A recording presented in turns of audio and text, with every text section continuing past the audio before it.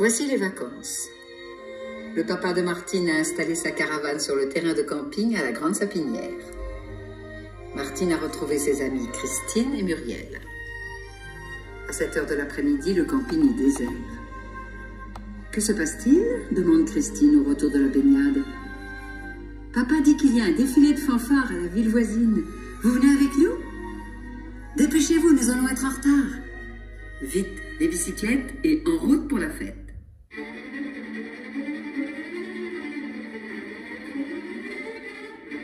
Les curieux se pressent. Ils attendent que le défilé commence. Il en vient de partout, de la ville, des villages voisins, de la campagne. Les trottoirs sont envahis de touristes. Les uns bavardent, les autres s'impatientent. Comment trouver une place dans cette foule? Venez là, mes enfants, dit une vieille dame. D'ici, vous pourrez assister à la parade. Les cuivres brillent, une sonnerie résonne. La fête commence.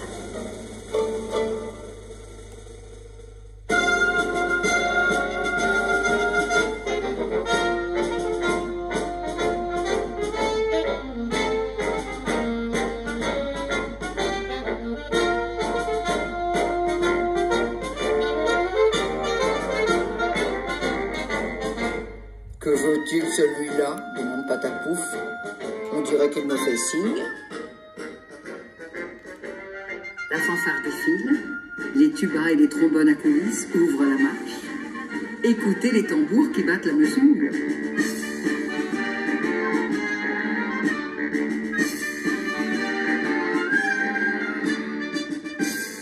Les cymbales qui applaudissent, le carillon qui sonne. Boum, boum, boum, vous entendez la grosse caisse? Le trompettiste, le joueur de corps, le saxophoniste ont fière allure dans leur costume de fête.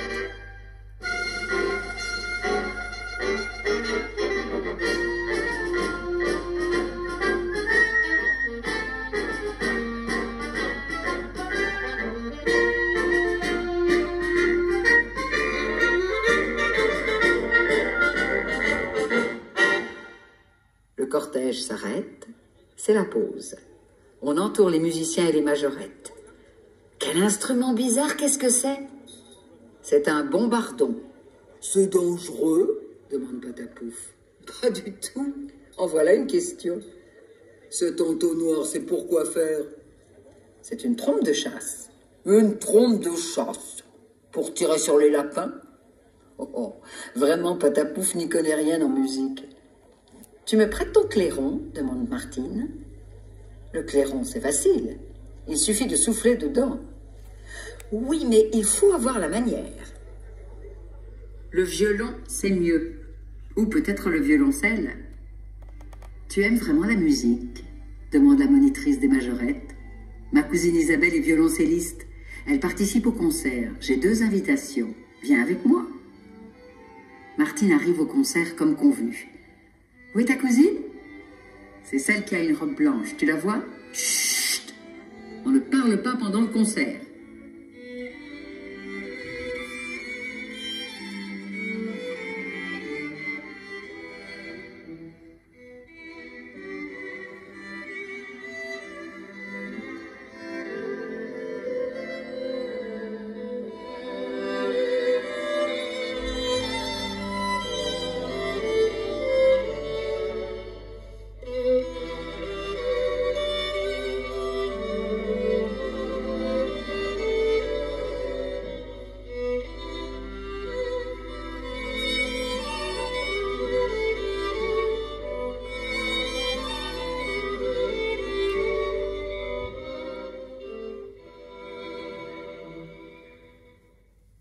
À l'entracte, Martine fait la connaissance d'Isabelle. Comment devient-on violoncelliste? Viens donc à la maison mardi, je t'expliquerai. Nous avons le temps, ce sont les vacances. Je veux bien, dit Martine. N'oublie pas de prévenir tes parents. C'est d'accord? D'accord, je les avertirai. Le concert terminé, Martine se dépêche de retourner au camping. Il se fait tard, finit la fête. Pas tout à fait. Voici de joyeux accordéonistes qui ne demandent qu'à s'amuser encore un peu. Veux-tu que l'on joue la danse des canards? Je dois rentrer, dit Martine. C'est l'heure. Oh non, ce n'est pas tous les jours la fête. Papa et maman, inquiets et fâchés, attendent Martine devant la caravane. Tu es en retard. Qu'est-ce qui t'arrive? Tu es tombée à vélo? Mais non, tout va bien. J'ai fait la connaissance d'Isabelle. Isabelle? Qui est-ce? C'est ma nouvelle amie. Je l'ai rencontrée au concert. Elle joue du violoncelle. Elle veut bien apprendre. Est-ce que je peux aller chez elle mardi? Tu vas déranger ces gens. Mais non! Isabelle est très gentille. Et puis elle a dit que c'est les vacances. Tu veux bien? Le papa de Martine a téléphoné chez Isabelle. C'est son grand-père qui a répondu. Si, nous attendons Martine, bien sûr. Qu'elle vienne à la maison quand elle veut. Isabelle m'a parlé d'elle. Nous déranger, pensez donc. Ma petite fille sera très heureuse de lui donner des conseils. Papa est d'accord. Martine peut rendre visite à sa nouvelle amie. Commençons par un jeu pour voir si tu as de l'oreille, suggère Isabelle. Versons de l'eau dans ses verres. Celui-ci à moitié, celui-là aux 3/4, encore un autre jusque-là. Et ensuite, interroge Martine, fais teinter ce verre. Écoute celui-là. Tu entends la différence? Il existe des sons aigus, des graves, des intermédiaires. Les compositeurs transcrivent les sons sur du papier à musique au moyen de signes appelés notes. Maintenant, j'ai une surprise pour toi.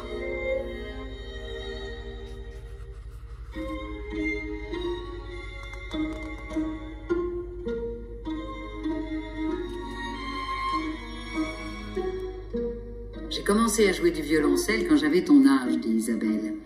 J'étais très fière quand j'ai reçu mon premier instrument. Et qu'en as-tu fait? Nous l'avons conservé. Grand-père disait, garde-le, un jour peut-être tu seras contente de le retrouver. C'est celui-là? Demande Martine. Oui, je suis sûre qu'il te conviendra. Il est encore un peu trop grand pour toi, mais cela devrait aller. Je peux l'essayer? Bien sûr, mais auparavant il faut le remettre en état. Que fais-tu? Dit Martine. Je remplace les cordes qui sont cassées. Ensuite, je vais accorder l'instrument. En quelques jours, Isabelle et Martine sont devenues d'excellentes amies. Martine attend chaque leçon avec impatience. Pourquoi fait-on glisser les doigts le long de la touche? Cela raccourcit la portée de la corde. Selon la position des doigts, on obtient les différentes notes. J'aimerais bien jouer quelque chose. Essaie donc d'exécuter une gamme correctement en pinçant les cordes. Tu entends? Comme elles vibrent? Recommence. Exerce-toi. La prochaine fois, je t'apprendrai comment tenir ton archet. Martine se rend chez son amie. Elle apprend des tas de choses. Fais glisser ton archet sur les cordes. Oh là là, ça grince. Ne sois donc pas si raide, détends-toi. Martine déchiffre encore avec peine une partition. Pas facile. Les notes courent sur la portée comme des mouches. L'archet, les doigts, la mesure, quel casse-tête. Voici 2 semaines qu'elle s'exerce avec application.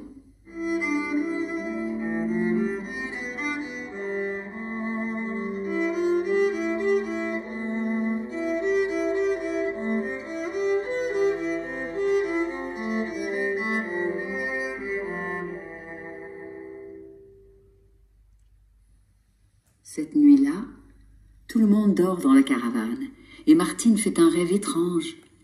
Elle joue du violoncelle devant un paysage de montagne. Martine éprouve une sensation merveilleuse. Soudain, un doigt se place de travers sur la touche. Une corde pleure, c'est la fausse note. « Ouh, ouh, mauvais, mauvais !»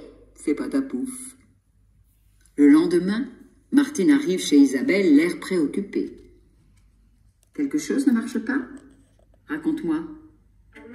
Je crois que je n'arriverai jamais à jouer du violoncelle. C'est trop difficile. Cela me donne des cauchemars. Mais non. Ne te laisse pas décourager par un mauvais rêve. Au début, ce n'est pas facile, il faut de la patience. Allons, dit grand-père, venez goûter. Les jours passent. Quand le temps est beau, on s'installe au jardin. Isabelle a raison. Martine fait des progrès. Grand-père est du même avis. Pourtant quelque chose chiffonne Martine. La fin des vacances approche. Pourquoi te tracasser ainsi, s'inquiète Isabelle. Je ne serai jamais violoncelliste, répond Martine. Les vacances ont été trop courtes. Je ne suis encore nulle part et papa ne voudra pas que je m'inscrive au conservatoire. Pourquoi pas? Il doit y avoir une solution.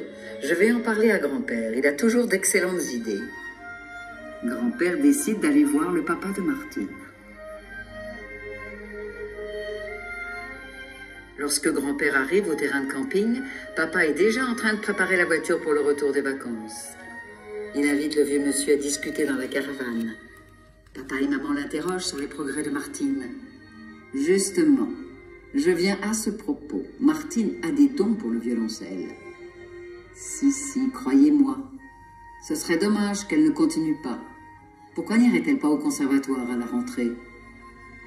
Le conservatoire, soit. Mais le violoncelle? Pour le violoncelle, nous allons arranger cela. Grand-père, à son retour, annonce: pour le conservatoire, ton papa est d'accord, Martine. Oui, mais comment faire sans violoncelle? Je te prêterai celui-ci le temps qu'il faudra, propose Isabelle. Il est bien trop petit pour moi. Si tu n'acceptes pas, cela me fera de la peine. Oh, merci, dit Martine en rougissant de plaisir.